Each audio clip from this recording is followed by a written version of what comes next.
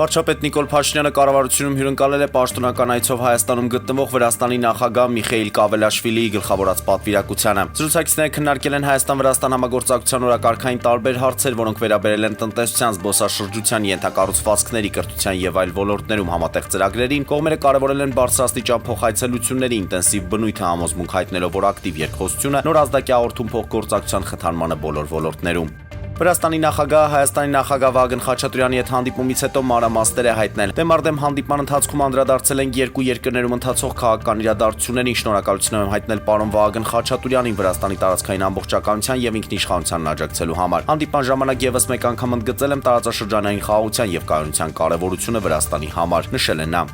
Հայաստանի Հանրապետությունում ԱՄՆ դեսպանատնից հայտնում են, որ հայ-ամերիկյան տեխնոլոգիական կապերի ամրապնդման շրջանակում դեսպան Քվինը հանդիպել է Սերվիս Տիտան ընկերության հայաստանյան գրասենյակի տնօրեն Աշոտ Տոնոյանի հետ։ 2024 թվականից Սերվիս Տիտանի բաժնետոմսերը գնանշված են NASDAQ-ում։ Ընկերության հաջողության պատմությունը փաստում է, թե ինչպես կարող է հայ-ամերիկյան տեխնոլոգիական համագործակցությունը խթանել երկու երկրների տնտեսական աճը։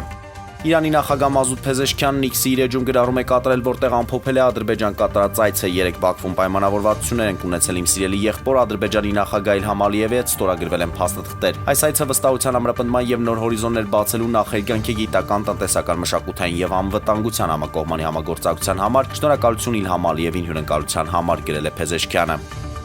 Ռուսաստանի գլխավոր շտաբի գլխավոր օպերատիվ վարչության պետ տեղակալ Յարոսլավ Մոսկալիկը պատասխանատու էր Ուկրաինայում պատերազմի իրադրության մոնիտորինգի համար, այս մասին տեղեկացնում է Կրասնայա Զվեզդա պարբերականը։ Հիշեցնենք, որ ապրիլի 25-ին իր տան մոտ պայթեցվել է Մոսկալիկի մեքենան, 59-ամյա գեներալը տեղում մահացել էր։